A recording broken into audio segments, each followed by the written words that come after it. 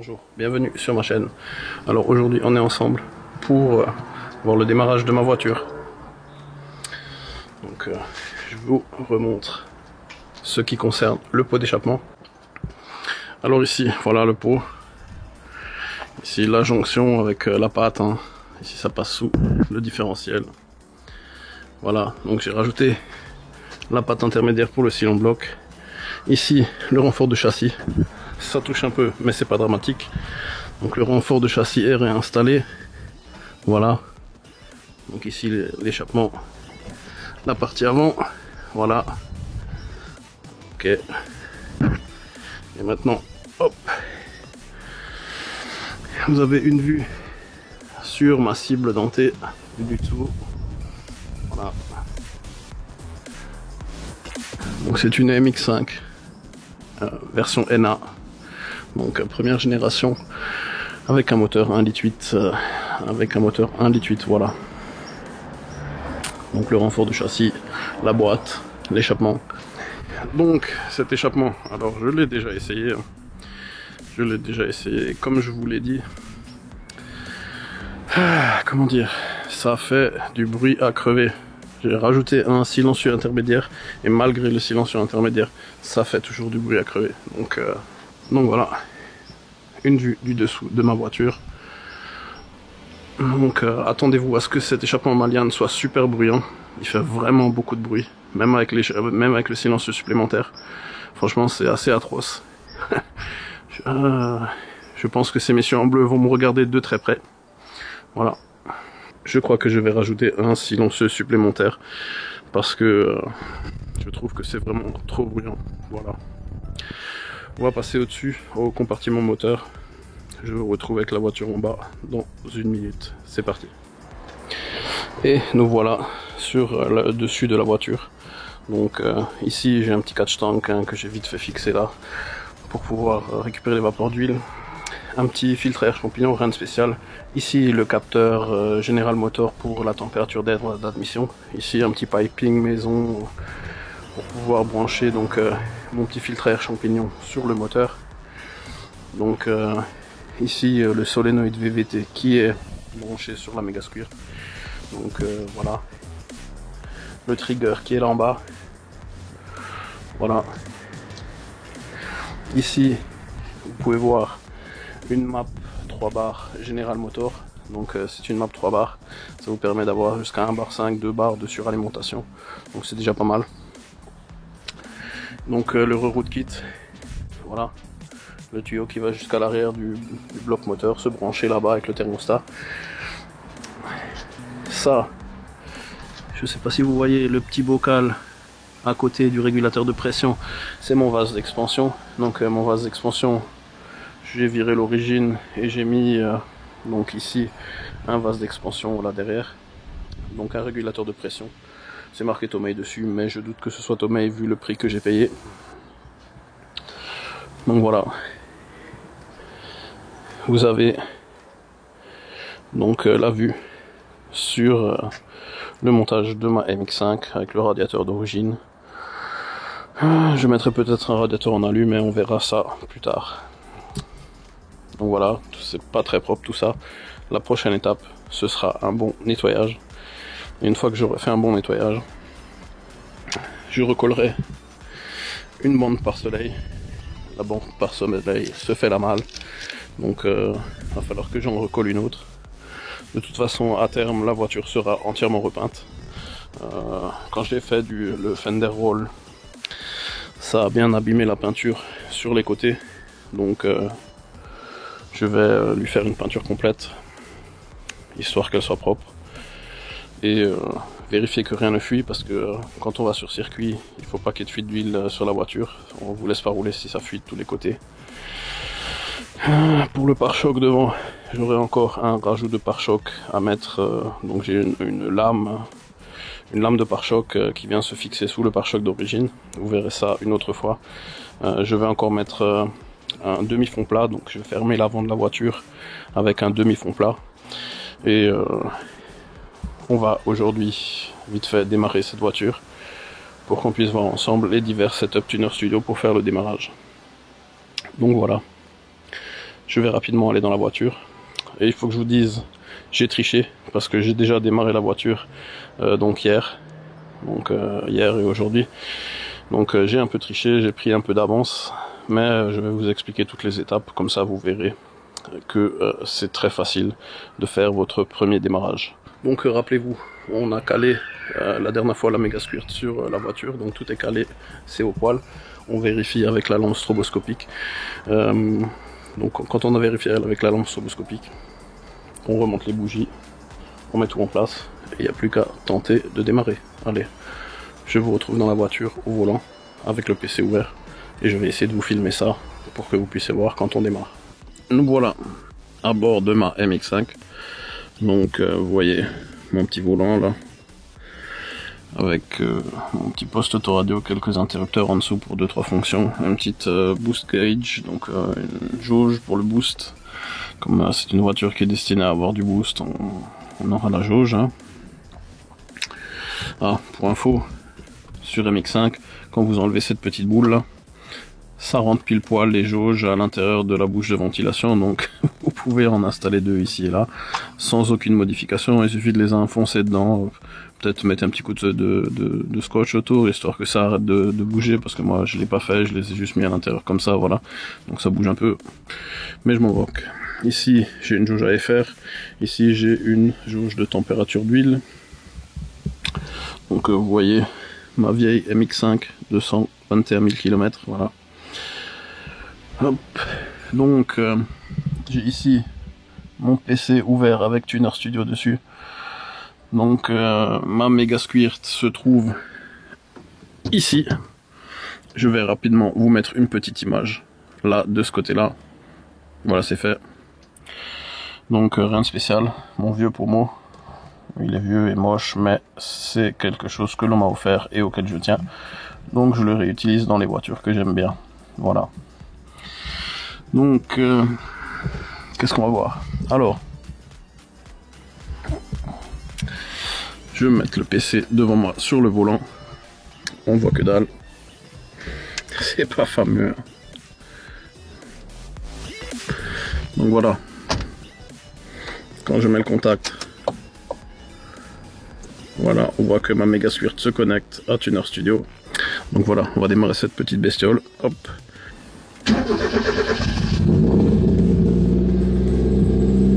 Voilà.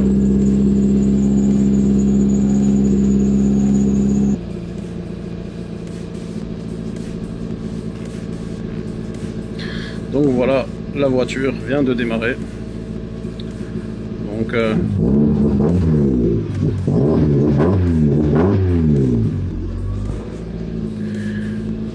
voilà, je vais la couper. Je vais la couper, voilà.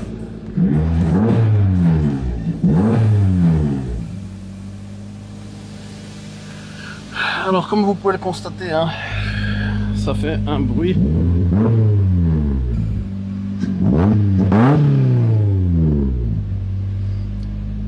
Voilà. Ça fait un bruit d'enfer, hein. Donc on va se retrouver chez moi. Je vais vous montrer comment on fait pour faire démarrer votre véhicule directement sur Tuner Studio. Je vous dis à plus tard. Alors voilà, je viens de rouler un petit peu. Vous voyez ce que ça peut donner l'autotune.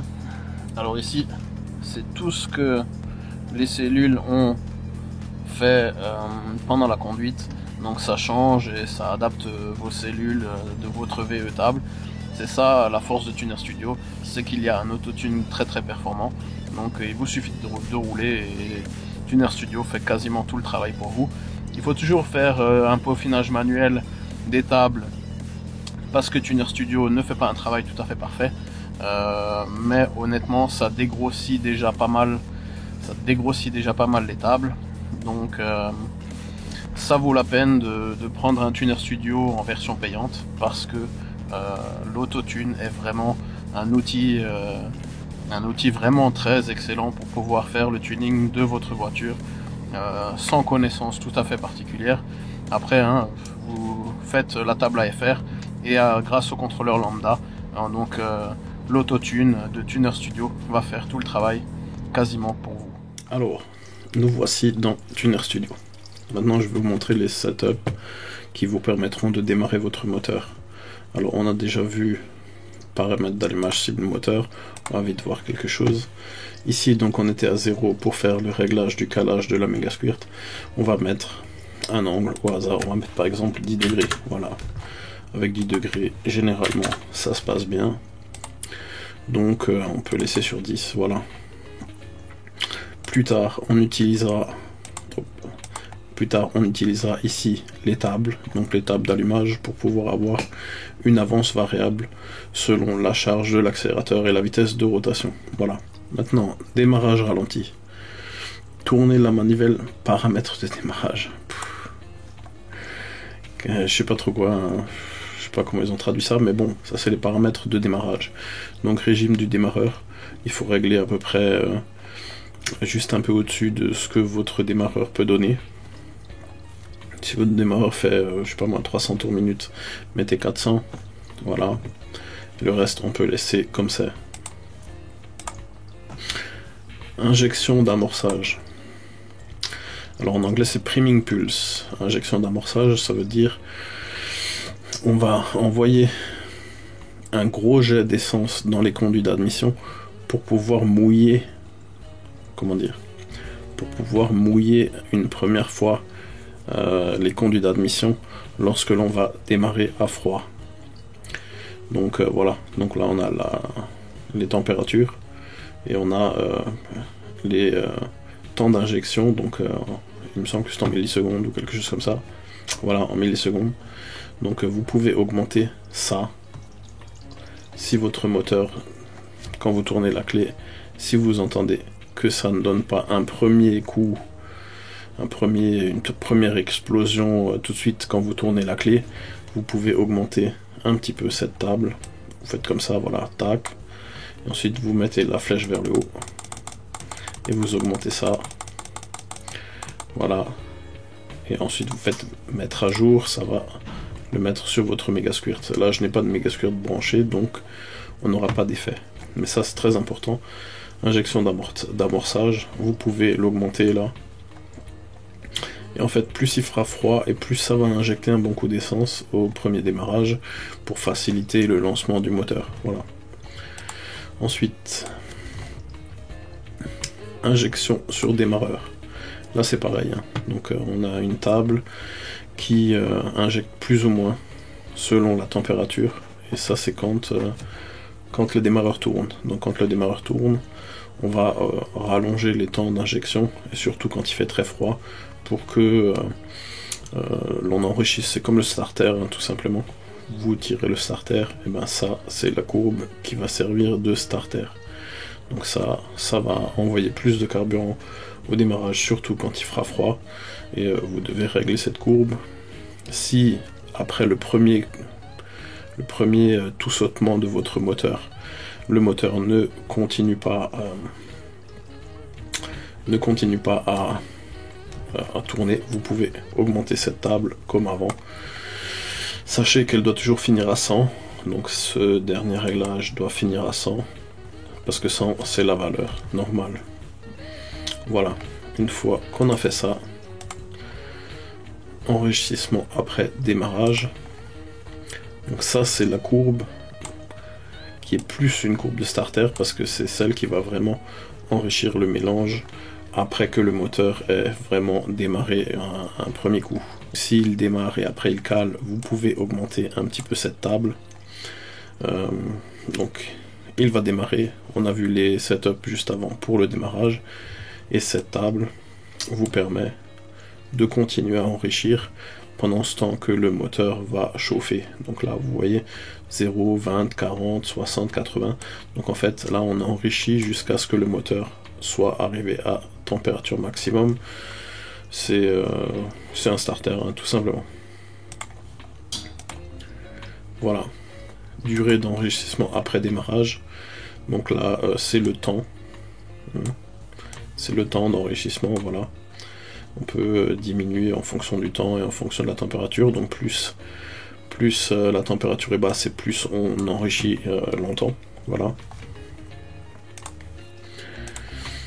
Hop. Enrichissement comparé à la température moteur.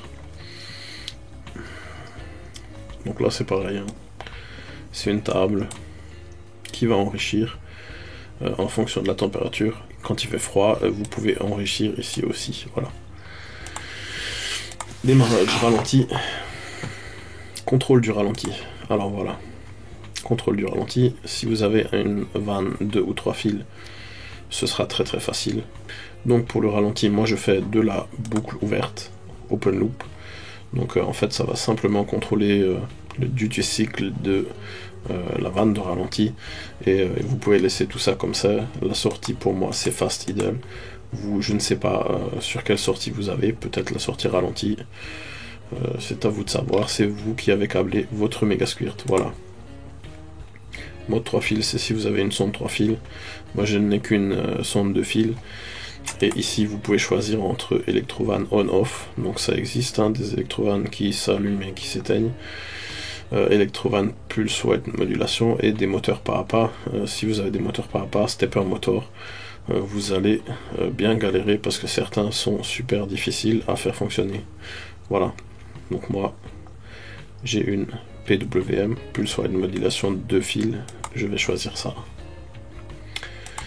Alors, position actuateur de ralenti sur démarreur. Alors ici, c'est quand vous démarrez, on vous donne un duty cycle, donc en fonction de la température. Donc si vous êtes à moins 40, ça va mettre 60% de duty cycle. Et si vous êtes à là, moins 1 degré, 79 degrés, ça va faire plus que 40%. Donc en fait, c'est une position fixe. C'est pour régler les départs à froid et les départs à chaud. Parce que pour les départs à chaud, parfois il faut aussi accélérer légèrement pour que le moteur démarre correctement. Donc on peut régler la courbe de démarreur sur démarreur en fonction de la température. Voilà. Alors, maintenant, position actuateur de ralenti en boucle ouverte, ça, c'est ce qui vous permettra de régler le duty cycle en fonction de la température, donc de la température du liquide de refroidissement. Comment savoir quel duty cycle correspond à quoi? Sur votre actuateur de ralenti, vous allez dans Test Mode. Dans Test Mode, tester l'actuateur de gestion du ralenti, voilà. Et maintenant ici, vous allez faire activer le Test Mode, voilà. Et ici, là, vous allez augmenter. Alors vous allez augmenter, hein, comme ça, voilà, 1, 2, 3, 4, 5, 7, 8, 9, 10, jusqu'à ce que vous voyez des changements dans votre ralenti. Alors attention, il faut savoir une chose, c'est que certains actuateurs de ralenti, lorsqu'ils sont à 0, c'est-à-dire lorsque on ne leur envoie pas de courant, ils sont légèrement ouverts. Et c'est comme ça parce que quand l'actuateur de ralenti est en panne ou qu'il y a un problème électrique, on veut que le moteur ait quand même un certain léger ralenti. Donc quand on envoie 0 courant, le moteur va tenir le ralenti. Et quand on va commencer à envoyer du courant, donc jusqu'à un certain niveau, en général jusqu'à 20%, là, ici, eh bien, ça va tout simplement fermer la vanne. Donc ça veut dire qu'à 20% de duty cycle, la vanne sera totalement fermée. Alors, en fait, de 0 à 20, c'est le ralenti automatique en cas de rupture de courant, et de 20 jusqu'à... Vous devez tester, hein. Après vous augmentez, vous augmentez, vous augmentez, et vous augmentez jusqu'à ce que le ralenti n'augmente plus. Et quand le ralenti n'augmente plus, vous prenez ce chiffre et c'est votre duty cycle maximum. Voilà. Vous augmentez, le ralenti va monter, monter, monter, monter, monter, monter, et alors vous saurez que vous êtes à votre maximum, par exemple à 70%. Donc vous relevez le minimum duty cycle quand le ralenti arrête de baisser, avant qu'il ne cale bien sûr. En général, chez moi c'est 20, hein, aux alentours de 20, et c'est de 20 à 80 chez moi, donc je mets 20 en duty cycle minimum et 80 en duty cycle maximum. Donc ici on va fermer. Et donc pour le réglage du ralenti, eh bien vous mettez la première cellule au moins à 20. Donc la 20, hop hop.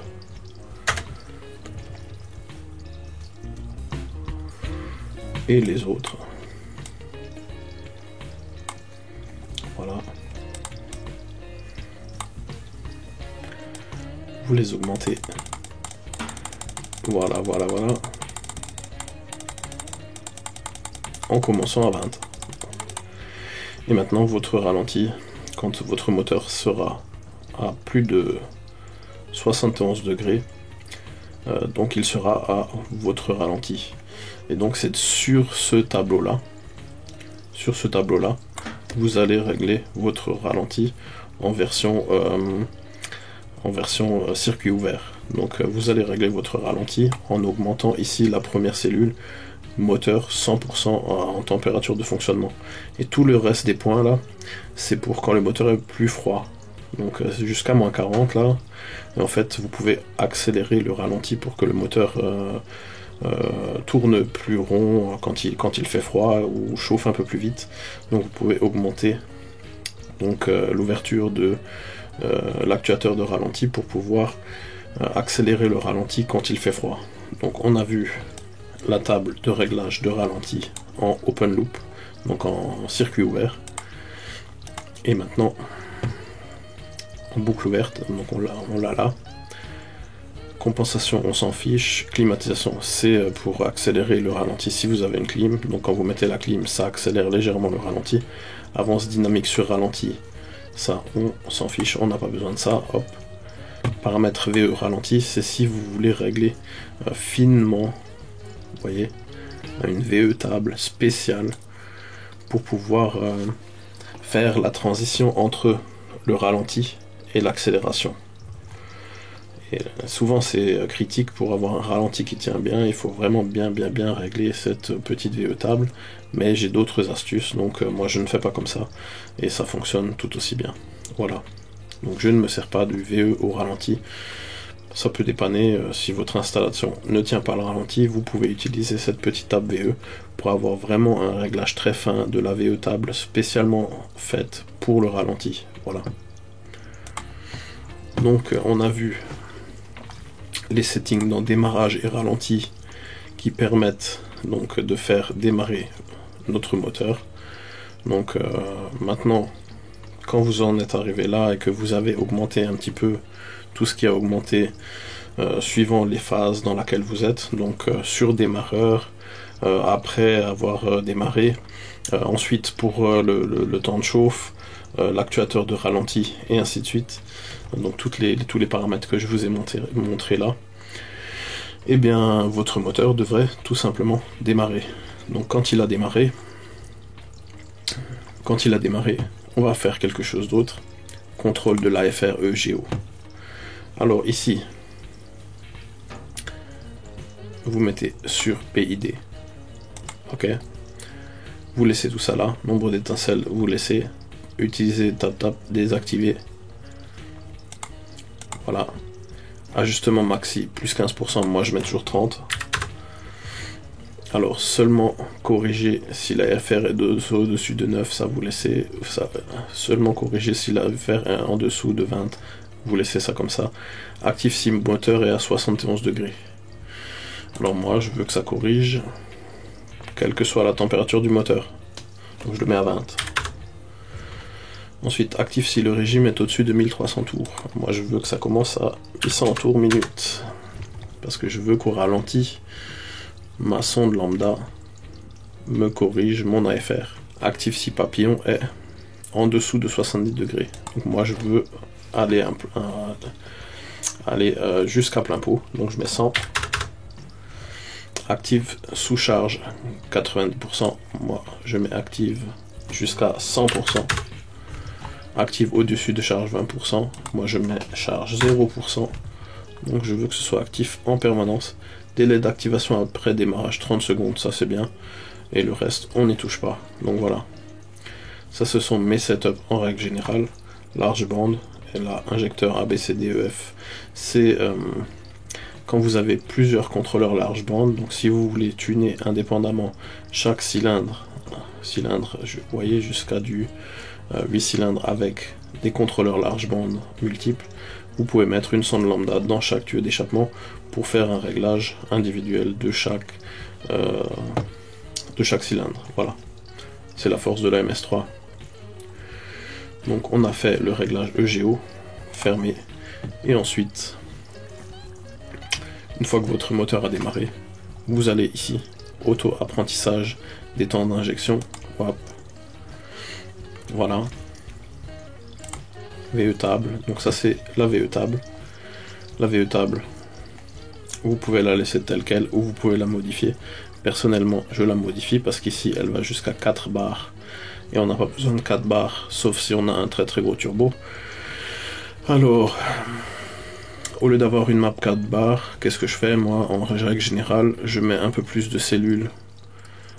Ici, là, par exemple 75, 80, 90, je mets encore 85 et 95. Et j'enlève et je mets jusqu'à 2 barres ici. Donc je modifie très légèrement la table à FR. Et le reste je touche quasiment pas parce qu'on a jusqu'à 7500 tours, ce qui est amplement suffisant pour la majeure partie de mes usages. J'ai rarement un moteur qui tourne à plus de 7005. Voilà, des fois 8000. Hop. Et encore, on peut le laisser à 8000 ici. Et ça va quand même utiliser les réglages de la table. Sur 8000 pour tout ce qui est au-dessus. Voilà. Alors ici, il nous suffit de démarrer l'auto-apprentissage. Ici c'est hors ligne parce que le contrôleur n'est pas branché, donc ma Megasquirt n'est pas branchée. Mais si elle était branchée, donc on appuierait sur l'auto-apprentissage et on coche la case ici, mettre le calculateur à jour. Ça enregistre périodiquement donc tous les réglages de table dans votre Megasquirt, et sinon on peut le faire manuellement avec ces 2 boutons. Donc vous allez rouler, vous allez accélérer gentiment, hein. Vous jouez un petit peu avec les gaz, et en fait au fur et à mesure toutes les tables vont se corriger automatiquement grâce à l'auto-apprentissage. Sachez, si jamais vous vous demandez mais pourquoi ça marche pas, les tables ne se corrigent pas, parce que là on voit les cellules qui changent, et ici la modification des cellules. Pourquoi ça ne marche pas? Attendez que votre température de liquide de refroidissement soit à au moins 80 degrés. Donc quand le moteur est en température de fonctionnement, automatiquement l'auto-apprentissage va se mettre à fonctionner. Pourquoi? Parce que ces tables sont moteurs en fonctionnement à température normale. Donc ça veut dire que quand le moteur est entièrement chaud.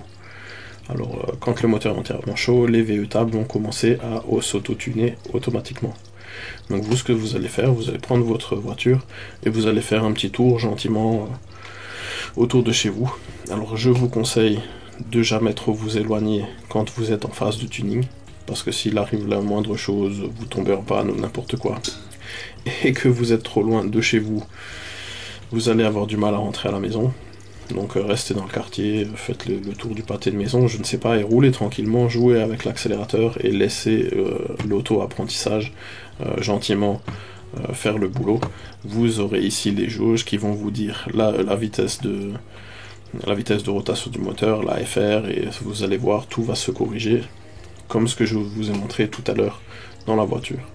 Donc on a fait, voilà, je vais arrêter ça, hop, on va revenir dans le tableau de bord. Donc j'espère que vous avez à peu près compris le principe du premier démarrage. Je peux difficilement vous filmer vraiment le premier démarrage, comme je suis tout seul et que je filme tout seul, c'est pas vraiment évident. Si vous avez la moindre question, n'hésitez pas à me mettre des questions dans les commentaires de la vidéo. Je vous répondrai aussi vite, je vous répondrai aussi rapidement que possible et dans la mesure du possible. Voilà. C'était le démarrage de ma MX5. Vous avez pu voir cette petite bestiole sur laquelle je bosse depuis un moment. Si vous avez aimé la vidéo, comme toujours, mettez des pouces vers le haut. Abonnez-vous si vous voulez voir plus de vidéos concernant la Mega Squirt, ma MX5 et le reste, la suite du tuning. La prochaine étape, je vais tuner le VVT. Donc j'irai ici dans VVT parce que mon moteur est équipé d'un Narvacam d'admission avec actuateur VVT, donc variable valve timing, et donc je vous ferai un petit épisode sur le VVT pour que vous puissiez comprendre comment tuner un VVT tout simplement. Voilà. Donc je vous souhaite une bonne journée et je vous dis à la prochaine. Ciao, bye bye.